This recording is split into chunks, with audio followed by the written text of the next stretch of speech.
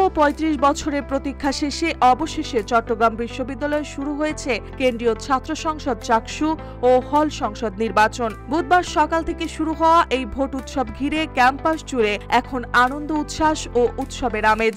দীর্ঘ ৩ যুগ পর ভোটাধিকার ফিরে পেয়ে শিক্ষার্থীদের মধ্যে দেখা দিয়েছে এক ধরনের নব উদ্যম, যেন ফিরে এসেছে গণতন্ত্রের প্রাণস্পন্দন।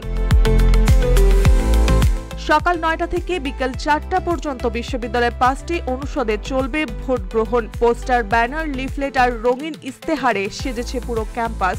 নির্বাচনের তফসিল ঘোষণার পর থেকেই প্রার্থীরা ছিলেন প্রচারণায় ব্যস্ত। শাটল ট্রেনে, একাডেমিক ভবনে, আবাসিক হলে, এমনকি সামাজিক যোগাযোগ মাধ্যমেও ছিল তাদের সবার উপস্থিতি।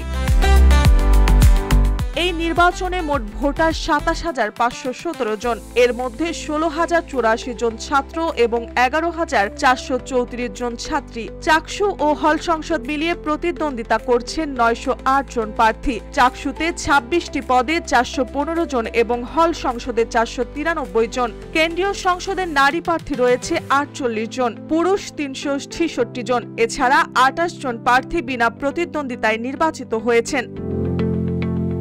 চাকসুতে ভাইস প্রেসিডেন্ট ভিপি পদে লড়ছেন ২৮ জন, জেনারেল সেক্রেটারি জিএস পদে ২২ জন এবং অ্যাসিস্ট্যান্ট জিএস পদে ২১ প্রার্থী। ছাত্রদের ৯টি হল ও একটি হোস্টেল থেকে মোট ৩৫০ জন এবং ছাত্রীদের ৫টি হল থেকে ১২৩ জন প্রার্থী লড়ছে এবারের নির্বাচনে।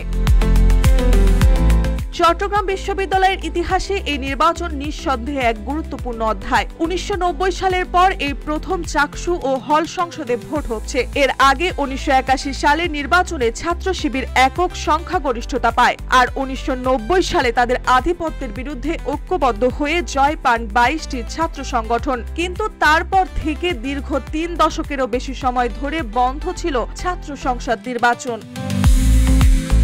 ৩ যুগ পেরিয়ে অবশেষে আবার যখন ভোটের বাক্স খুলছে বিশ্ববিদ্যালয়ে, তখন শিক্ষার্থীদের মুখে একটাই কথা, অবশেষে ফিরে এলো আমাদের ভোটের অধিকার, ফিরে এলো ক্যাম্পাসে গণতন্ত্রের আলো। মার্জিয়া মৌ, রূপালী বাংলাদেশ।